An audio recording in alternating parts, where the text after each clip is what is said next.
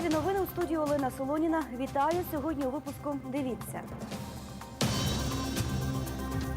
Беззаконня в кримських в'язницях. У СІЗО побили українця Володимира Балуха.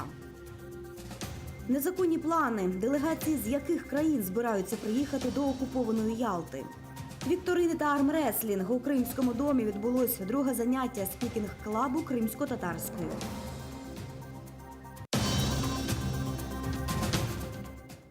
Громадським захисником українського активіста Володимира Балуха став архієпископ Климент. Таке клопотання адвокатів сьогодні задовольнив підконтрольний Кремлю Роздольненський райсуд у Криму. Крім того, окупаційна Феміда схвалила клопотання про аудіопротоколювання судового процесу. Засідання перенесли на 11 квітня. Причина – неявка потерпілого начальника ізолятору Анатолія Ткаченка. Також сьогодні стало відомо, що Володимира Балуха побили у СІЗО. Про це розповіла його адвокат Ольга Діндзе. Український активіст оголосив голодування 15 днів тому. Так він виступає проти незаконного вироку. Окупанти звинуватили його у зберіганні боєприпасів і засудили до 3 років і 5 місяців позбавлення волі в колонії поселенні. Первый раз в нашей практике, по крайней мере, что священнослужитель может участвовать в защите подсудимого наряду с адвокатом. Суд разрешил наше ходатайство, посчитал, что образования отца Климента достаточно для осуществления защиты наряду с адвокатом Балухой. Адвокати вийшли з проханням до судді, щоб мене призначили громадським захисником згідно законодавства Російської Федерації. Суд задовольнив клопотання адвокатів і прийняли рішення, що я тепер можу захищати права Володимира Балуха так само на рівних з адвокатами. Маючи цей дозвіл, я можу відвідувати Володимира Балуха, надавати йому посильну духовну допомогу, підтримку. Він може посповідатися, тепер спокійно причащатися, і не треба буде кожен раз брати дозвіл на те, щоб його відвідати. Прокуратура Автономної Республіки Крим направила до суду звинувачення проти 2 екс-депутатів Верховної Ради Криму. Це Володимир Осипенко та Олег Грусецький. У березні-квітні 14-го вони сприяли російській анексії Криму. Прокуратурою Автономної Республіки Крим до суду скеровано чергові 2 обвинувальні акти відносно колишніх депутатів Верховної Ради Автономної Республіки Крим.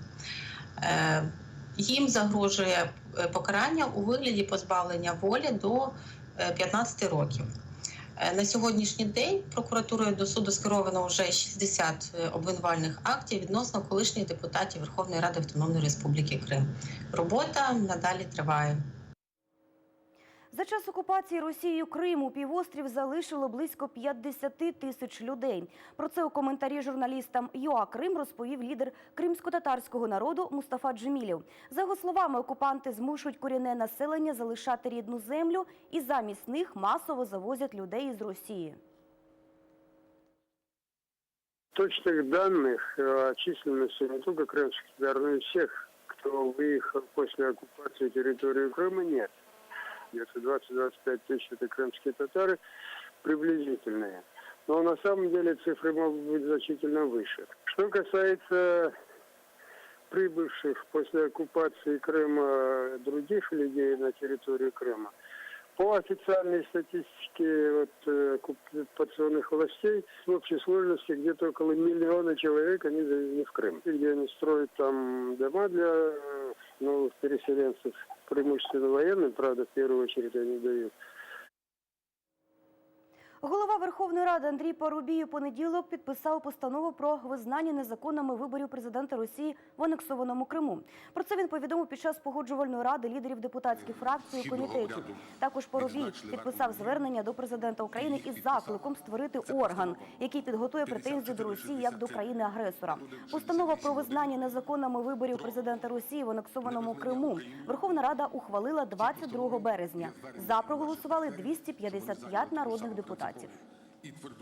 В цій постанові є звернення і до наших партнерів, щоб вони зайняли таку ж саму принципову і тверду позицію стосовно невизнання виборів президента Російської Федерації. Тим часом в анексованому Криму очікують візит делегації з Норвегії та Німеччини. З Осло прибуде 4 політика. З Берліна планують приїхати близько 20 осіб. Усі вони з партії «Ліві» та «Альтернатива для Німеччини». Про це повідомляє голова так званої Кримської німецької національно-культурної автономії Юрій Гемпель.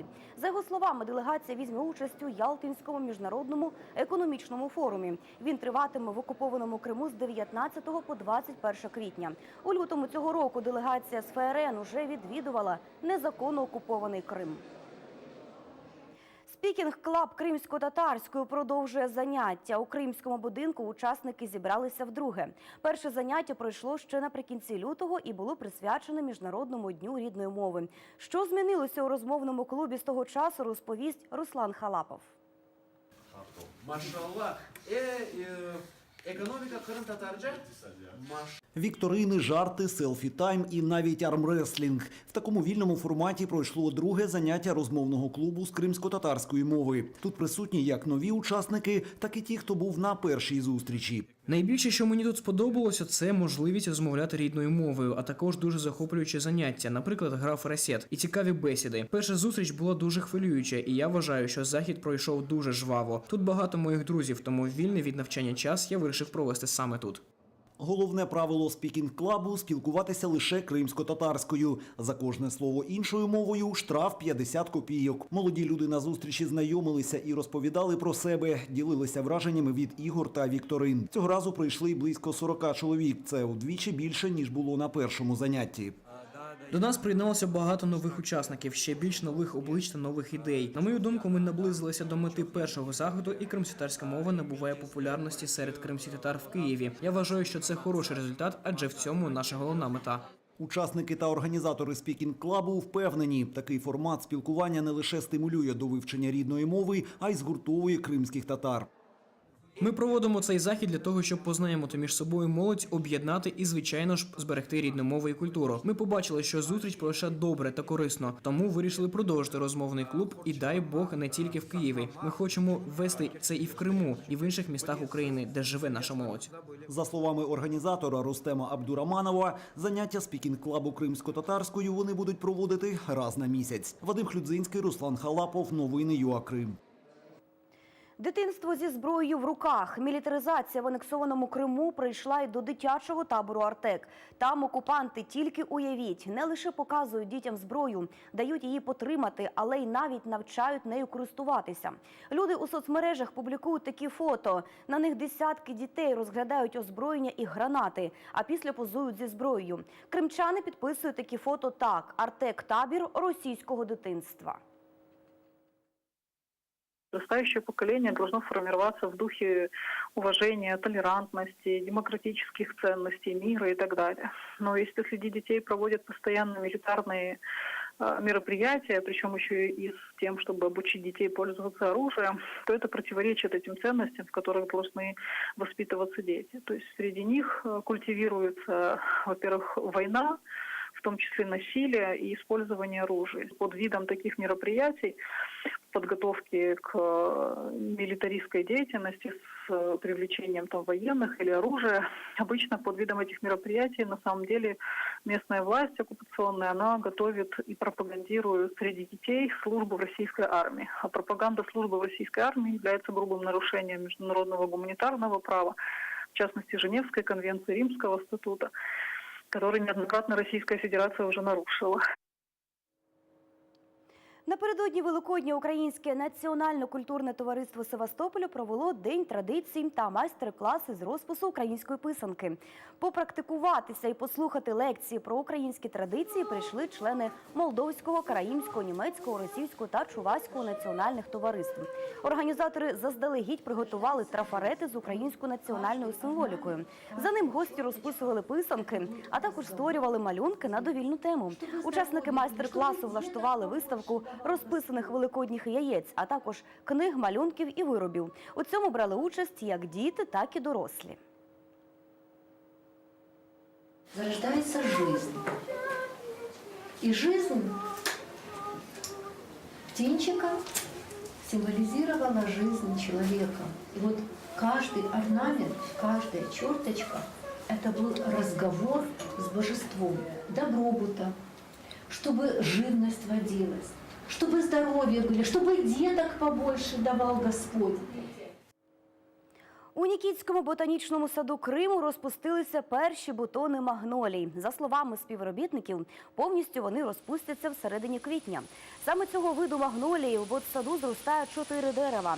Перші відвідувачі побачать у центральному розарії, інші 3 біля наукового музею. Загалом ви можете зустріти в Нікітському ботанічному саду 5 різних видів магнолій. На цю хвилину це всі новини. У студії була Олена Солоніна. Залишайтеся з нами та підписуйтесь на ЮАКрим Фейсбук. Наступний випуск новин кримсько-татарської вже о 20:40. Гарного вечора!